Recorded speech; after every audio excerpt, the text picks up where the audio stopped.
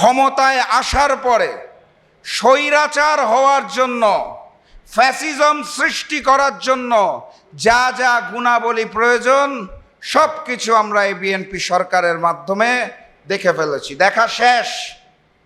তারা ক্ষমতায় আসা মাত্রই এই যে এত গণতন্ত্রের কথা বলে, জনগণের ভোটাধিকারকে হরণ করে তারা শুরুতেই প্রশাসনের বিভিন্ন জায়গায় নিজস্ব দলীয় লোকবলকে স্থাপন করা শুরু করেছে। দেখেছেন তো আপনারা নাকি?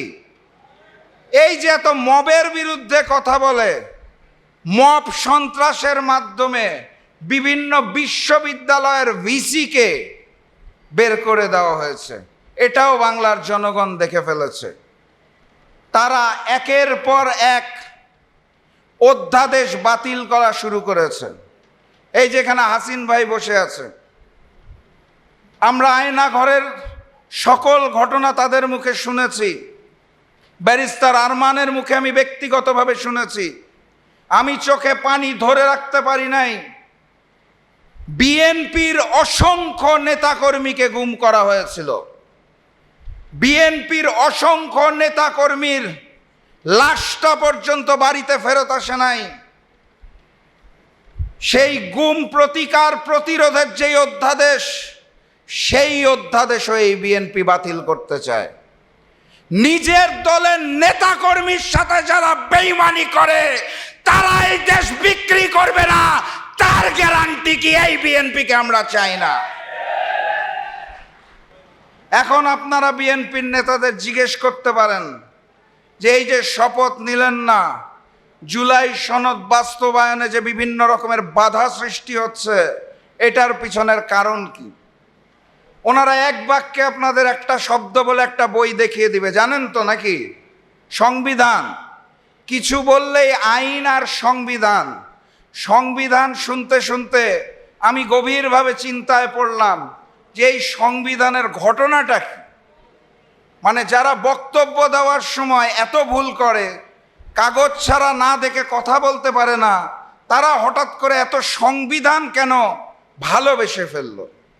তারপর আমি গভীরভাবে চিন্তা করে খেয়াল করে দেখলাম, সংবিধান শব্দটা উচ্চারণ করতে গেলে শেষে আসে ধান, সংবির পর ধান। ওনারাও যে নির্বাচনী প্রচারণায় যে স্লোগান দিত, লাগারে লাগা ধান লাগা, নিম্নমানের স্লোগান, ওই স্লোগান দিতে দিতে তাদের এখন মনে হয়েছে সংবিধান মানে বোধহয় তাদের প্রতীক ধান, এই কারণে তারা সংবিধানকে এত ভালোবাসে। কিন্তু বাস্তবতা হচ্ছে এই সংবিধান ধানের শীষের সংবিধান নয়। এই সংবিধান ৭২-এর মুজিববাদী সংবিধান। এই সংবিধান ভারতের নির্দেশনায় রচিত। শেখ মুজিবের আমলে বাংলাদেশের মানুষকে দমন করার জন্য, ভারতীয় আধিপত্যবাদের সামনে মাথা নত করার জন্য সংবিধান। এটা ধানের শীষের সংবিধান না, এটা ৭২-এর মুজিববাদী সংবিধান। যেই সংবিধানকে পরবর্তীতে সংশোধন করতে করতে করতে মুজিববাদের জায়গায় হাসিনাবাদের সংবিধান বানানো হয়েছিল। এই মুহূর্তে জনাব সালাউদ্দিন সাহেব চাইছেন এই মুজিববাদ হাসিনাবাদের সংবিধানকে পরিবর্তন করে তারেকবাদের সংবিধান তৈরি করার জন্য। আমি তাদেরকে স্পষ্ট ভাষায় জানিয়ে দিতে চাই, ২৪-এর গণ অভ্যুত্থান পরবর্তী বাংলাদেশে আইনের দোহাই দিয়ে, সংবিধানের দোহাই দিয়ে, শিলং লন্ডনের দোহাই দিয়ে, আধিপত্যবাদের সামনে মাথা নত করে বাংলাদেশের মানুষকে যদি জুলাইকে অস্বীকার করতে বলেন, তাহলে আমরা প্রস্তুত নই। আমরা প্রস্তুতি গ্রহণ করেছি জুলাইয়ের শপথে দীপ্ত হয়ে জুলাই সনদ বাস্তবায়ন হওয়ার আগ পর্যন্ত আমাদের সংগ্রাম চলছে, আমাদের সংগ্রাম চলবে ইনশাআল্লাহ। সংগ্রামী সাথী এবং বন্ধুগণ, আমি আপনাদেরকে উদাত্ত আহ্বান জানাতে চাই, আমাদের আগামীতে একটি নতুন করে অভ্যুত্থানের জন্ম দিতে হবে। ১ জুলাই গিয়েছে, নতুন জুলাই আসবে। আমার দেশের স্বাধীন জনগণ রক্ত দিতে শিখে গিয়েছে, আমাদের হারানোর কোনো কিছু নাই। যাদের হারানোর ছিল তারা ভারতে পালিয়ে গেছে। নতুন করে যারা হারাতে চায় তাদেরকে এখন চিন্তা করতে হবে কোন সংবিধান এবং কোন আইনের দোহাই দিয়ে বাংলার জনগণকে তারা থামিয়ে রাখবে। বিএনপির নেতাকর্মীরা কি গুম হয় নাই? আমি বাকি সকল অধ্যাদেশ বাদ দিলাম, জনাব তারেক রহমানের একবারও স্মরণ হলো না। এতটাই বিক্রি হয়ে গেছে উনি, এতটাই কঠিন ভাষায় ভারতের কাছে মুচলেখা দিয়ে দেশের মাটিতে পা রেখেছেন যে তার পক্ষে কথা বলা, তার পক্ষে জীবন দেওয়া অসংখ্য নেতাকর্মী যারা গুম হয়েছিলেন তাদেরকে উপেক্ষা করে তিনি এই অধ্যাদেশ বাতিল করে দিতে চাইছেন। নিজের দলের নেতাকর্মীকে অবজ্ঞা করে এভাবে করে একটি অধ্যাদেশ তারা বাতিল করে দিতে চায়। একটি সরকারকে স্বৈরাচার হওয়ার জন্য এবং ফ্যাসিস্ট হওয়ার জন্য যা যা উপাদান প্রয়োজন সব তারা প্রমাণ করে দিয়েছে। আপনারা খেয়াল করে দেখবেন, বিচার বিভাগকে ব্যবহার করার জন্য সুপ্রিম কোর্টের আইনজীবী নিয়োগের যে স্বাধীনতা ছিল সেখানেও সরকারি হস্তক্ষেপ, সেই অধ্যাদেশও বাদ দিয়ে দেওয়া হচ্ছে। অর্থাৎ তারা বিচার বিভাগকে ব্যবহার করতে চায়, তারা নতুন করে স্বৈরাচার হতে চায়। বিরোধী দলকে দমন করার জন্য পুলিশকে নিয়ে যে অধ্যাদেশ করা হয়েছিল সেই অধ্যাদেশকেও তারা বাদ দিয়ে দিচ্ছে। একের পর এক বিভিন্ন অধ্যাদেশকে বাতিলের মাধ্যমে তারা নতুন করে স্বৈরাচার হয়ে উঠতে চায়, তারা নতুন করে ফ্যাসিজমের জন্ম দিতে চায়।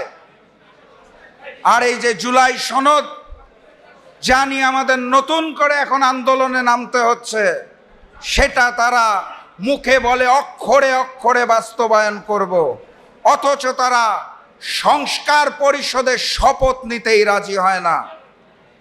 এমন এক অথর্ব সংসদ আমরা পেয়েছি যেখানে বিরোধী দলের নেতার বক্তব্যের পর সরকার দলের নেতা ভয়ের চোটে মাইক হাতে নিতে পারে না, মাইক পাঠিয়ে দেয় স্বরাষ্ট্রমন্ত্রীর কাছে।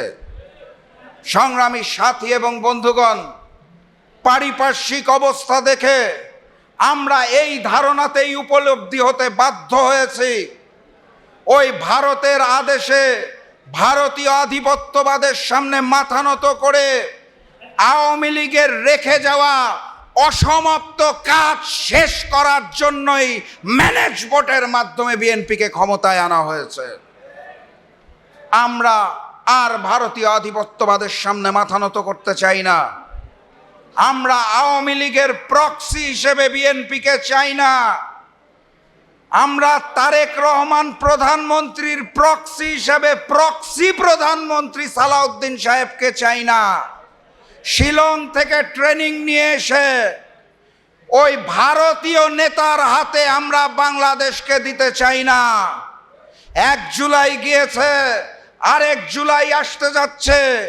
আমি আজকে এই 46তম প্রতিষ্ঠাবার্ষিকীর মঞ্চ থেকে জাগপার সকল নেতা কর্মীকে স্পষ্ট ভাষায় জানিয়ে দিতে চাই, আরো একটি অভ্যুত্থান করতে হবে, আবারও আজাদির বিজয় ছিনিয়ে আনতে হবে, ইনকিলাব জিন্দাবাদ বলে ঝাঁপিয়ে পড়তে হবে, নতুন বাংলাদেশকে স্বাধীন, সার্বভৌম এবং ভারতীয় প্রভাব মুক্ত করতে হবে। তার আগে কোনো ছুটি নাই, তার আগে কোনো ছুটি নেওয়া যাবে না।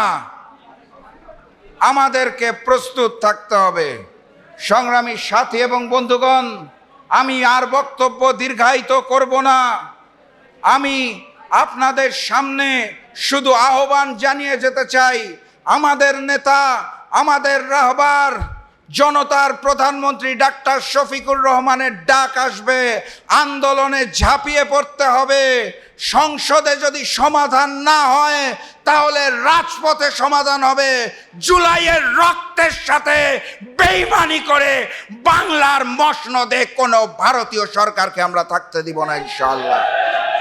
সংগ্রামী সাথী এবং বন্ধুগণ, আপনাদের প্রতি এই উদাত্ত আহ্বান জানিয়ে আমি আজকের মতো বিদায় নিচ্ছি। বিজয়ের পথে যাত্রা শুরু, জীবন অথবা মৃত্যু। আসসালামু আলাইকুম।